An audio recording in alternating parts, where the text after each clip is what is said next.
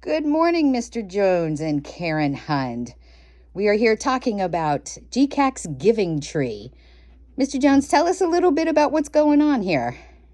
Well, this is an event that Karen has actually been facilitating for the last 7 years, where we collaborate with churches, businesses, individuals, and GCAC staff to adopt families and provide items that they request for their Christmas celebration.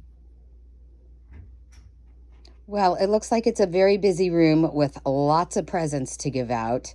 Karen, can you tell us how many people are actually going to be getting all of these presents? We have 117 families and 354 individuals. That is amazing. All in Erie County. And what ages? We actually have one woman who is due next week. So we got her close. So actually, we're going from below zero. And I think our oldest is 92. That is amazing. That is amazing. So, how did you know what presents to buy? What we do is in September, we send out an email to all our staff and ask them to look at their list of people they work with and to find out which families are in most need and need things for Christmas, or elderly people. And their job is to find out what they need. And then there's a committee that then coordinates those families with organizations and churches within the community who adopt the families.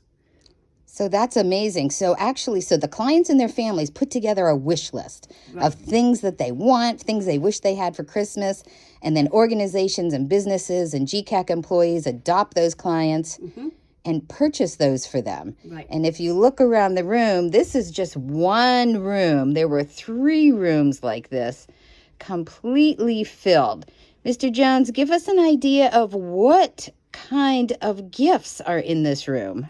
Well, to me, that's one of the beauties of this. Oftentimes people go out and collect items and say, go to families and says, here you go, here's some gifts for Christmas.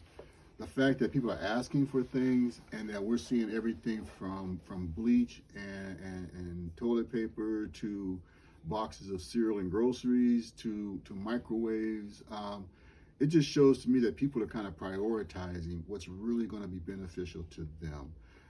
I've heard of kids asking for blankets, not teddy bears or toys or electronics, but a blanket.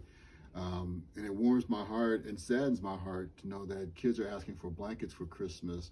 But it also warms my heart to know that people are getting what they need and what they ask for, as opposed to just can you imagine a kid getting a 4-wheel vehicle and then his parents live on the 2nd floor with no elevator?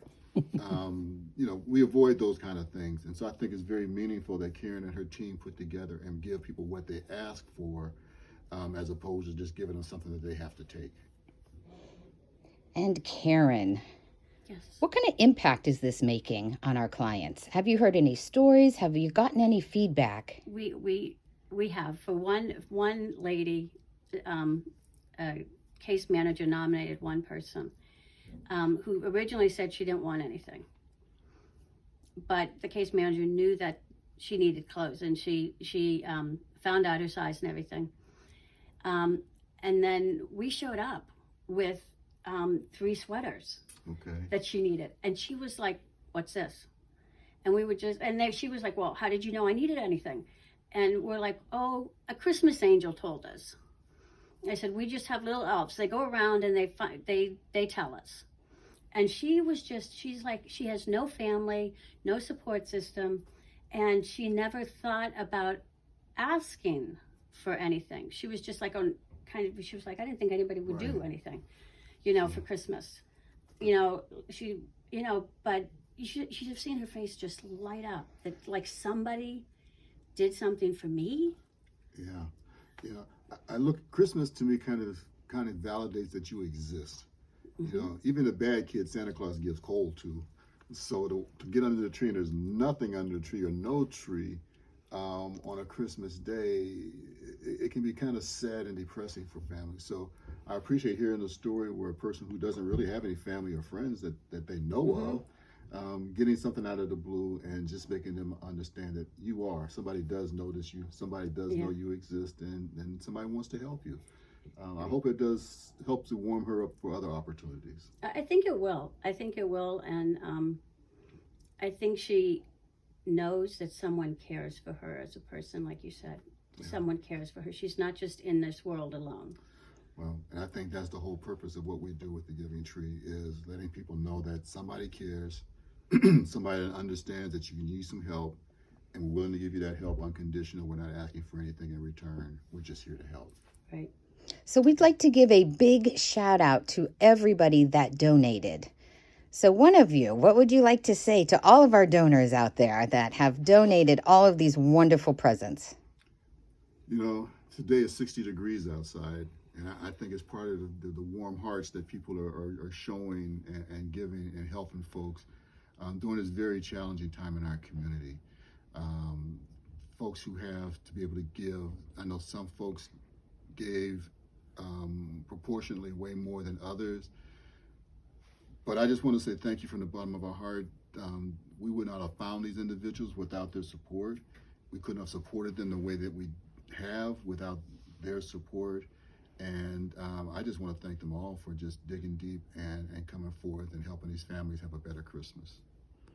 Well, thank you, both of you, for all of your hard work that you do for GCAC, not just in this program, but all of the programs that we provide the community. And if anybody wants some more information about GCAC, you can call 814-459-4581, or you can go to our website at gcac.org. Have a blessed Christmas. Thank you both. Thank you.